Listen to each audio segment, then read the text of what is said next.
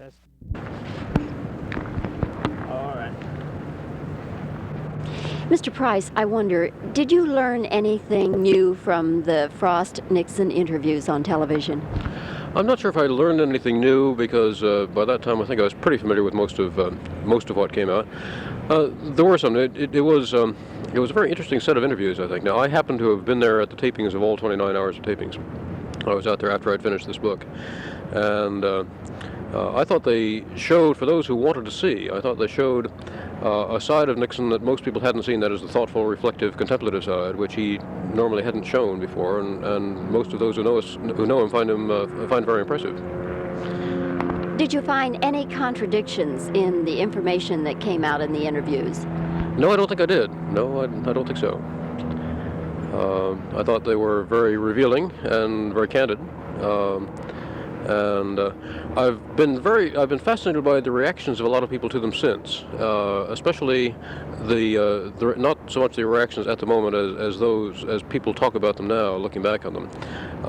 And I've come to the conclusion that a lot of people took out of them what they took into them. That is, they were looking for reinforcement for whatever their own bias might have been. My own bias was pro-Nixon, and I found them very impressive. And a lot of people whose bias was anti-Nixon, I think, were looking for reinforcement and found that. How would you describe the state of health of both Mr. Nixon and Mrs. Nixon? Mr. Nixon now he went through a very difficult time. He almost died in the fall of '74, and it was a long, painful recovery. He's got his strength back now. He's working hard. He's in the final days of finishing his own book, and work is a tonic for him, and he's up and vigorous. Mrs. Nixon is largely recovered from her stroke, not completely. She gets around well. She looks wonderful. She looks 20 years younger than she is. Looks superb. She doesn't have full use of the left side. Is it anticipated that she will at some time, or is this the way it will be the rest of her life? I assume she will. I certainly hope she does. She's a very good patient and works hard at therapy. Mr. Price, in your book, you say that there are really three sides to Mr. Nixon's personality. What are those three sides? Well, I describe them, and what I realize is a sort of a distorting shorthand, but sometimes distorting shorthands help you get through a complex question. And he has a very complex personality, which is part of why he's so fascinating. I talk of a light side and a dark side, in a sense, and also of a third that I consign neither to light nor to dark, but that is the crafty, manipulative part of his personality, of his nature, which simply is what you have to do to be an effective president. You have to be crafty and you have to be manipulative. And I don't put moral values on these. But when I speak of a light side, I mean the side that is exceptionally thoughtful, exceptionally considerate, kind, gentle.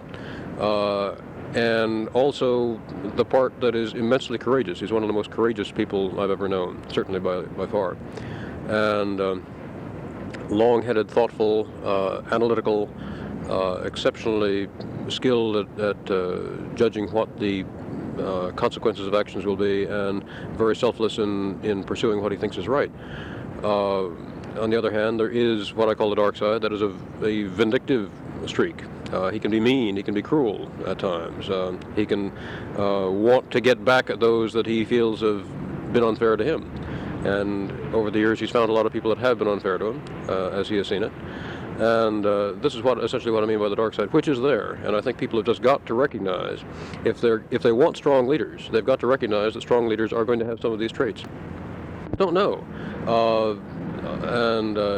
It would appear to have been, it's certainly a major coincidence if it wasn't, and yet there have been other coincidences too, and that equipment was subject to mechanical failure of precisely that kind. A lot of other people with your 5,000 machines have had exactly that kind of trouble with them. And so it is conceivable that it was a coincidence. I don't know, one way or the other. I wouldn't say that it was, but I wouldn't say that it wasn't. Another mystery that we've lived with, connected with Watergate, of course, who is Deep Throat? What are your best guesses about who is Deep Throat? Well, for one thing, I am not. My guess all along has been that either he was a fiction or a composite. Either something that Woodward and Bernstein invented or that they patched together from parts of other people. It is conceivable that there was one person who was the Deep Throat they quote, but if so, I think it's almost certain that he was not in the White House, but probably in the prosecutor's office or something like that, and therefore not privy to, if he existed, not privy to as much information as they suggested that he was. Well, I think essentially it's the perspective. So far, the public has had one side of the story, and pretty much only one side. This is another side. It is an honest account of how it looked from where I was in the White House, and it looked very different from the way it did to the Washington Post or the New York Times or to CBS. And I don't claim that I have the sole truth. I don't think the others had the sole truth either. And I think if we're going to sort this out, we'll all probably be years trying to figure out exactly where the truth lay. But essentially, I think that people have got to learn to put these things into perspective and look at the relative importance of various things. And during the hysteria that swept the country in 1973 and 1974, all sense of that proportion was lost. Mr. Price, thank you very much for talking with us today. Thank you very much. My pleasure. 20 years ago.